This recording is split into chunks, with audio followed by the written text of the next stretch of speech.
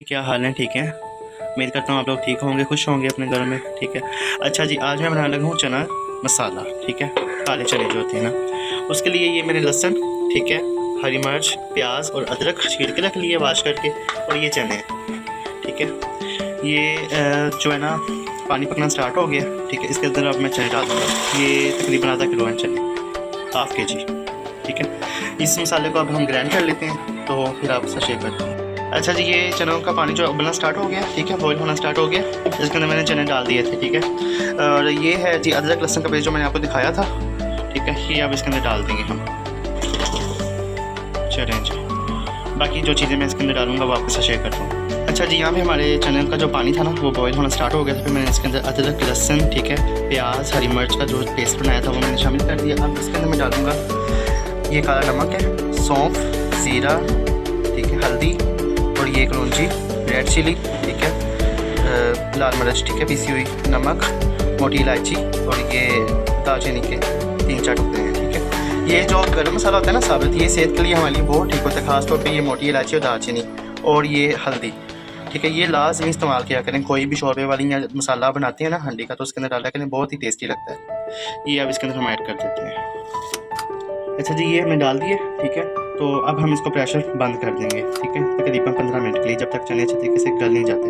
हमने इसका शोरबा नहीं रखना, इसलिए मैंने पानी से थोड़ा सा एडिट किया है, ज़्यादा नहीं एडिट किया, अपने मकदार के मुताबिक, जितने आपके चने हैं उसके मुताबिक। ठीक है जी, ये प्रेशर हमने बंद कर दिया। ठीक है, अब ये तकरीबन चलेगा 15 मिनट तक, जब तक हमारे चने अच्छे तरीके से गल नहीं जाते। बाकी फिर आपसे शेयर करते हैं। अच्छा जी, ये हमने प्रेशर कुकर ओपन कर लिया था। ठीक है, इसमें से थोड़ा सा पानी था जो हमने अलग कर लिया, ये इतना सा। जब हम इसकी बनाई करेंगे चनों की, तो फिर इसके अंदर थोड़ा एंट्री करेंगे। अब हम इसके अंदर डालेंगे सबसे पहले ऑयल। ठीक है, ऑयल डाल के फिर आपका जी, इसके अंदर मैंने डाल दिया अब ऑयल।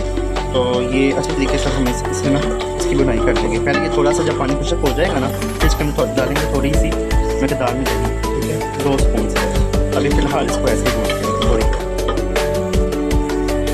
ऑयल छोड़ दिया तो मैंने इसमें डाल दिए 3 स्पून, 2 से 3 स्पून जो है ना, देखिए जब तक मिलते हैं अच्छी तरीके से, और भूनेंगे जब तक ये ना इसका ऑयल अलग ना हो जाए। और साथ में बना रहे हैं हम मटर और आलू वाले चावल। ये जो मैं चना मसाला बना रहा हूँ ना, ये अफ्तारी के टाइम बहुत टेस्टी लगता है। ये आप अकेले खा लो, चावल के साथ खा लो, लेकिन हम तो चावल के साथ बना रहे हैं तो बड़ा टेस्टी लगता है ये। अच्छा जी, ये बनाई इनकी हो गई है, ये नीचे लगना स्टार्ट हो गया ना। अब जो ये मैंने पानी निकाला था ना थोड़ा सा, ये इसके अंदर डाल के इसको हम दम पे लगा देंगे। थोड़ा सा बस डालेंगे ना, बस। चलें, अब इसको हम दम पे लगा देखें, ये बहुत टेस्टी लग रहे हैं अभी से। बाकी डिश आउट करके आपके साथ शेयर करते हैं। इधर हमारे चावल भी रेडी हो रहे हैं, आलू मटरों वाले। इधर ये भी रेडी हो गया। अच्छा जी, इधर ये हमारे तो चना मसाला हो गया रेडी। ये देखें, बहुत टेस्टी लग रहे हैं।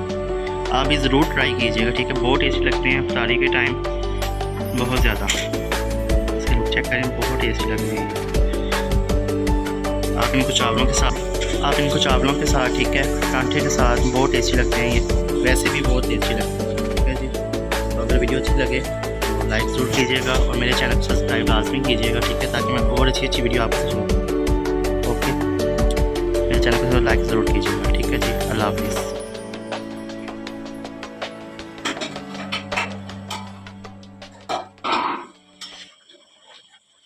ओके, अल्लाह हाफिज़।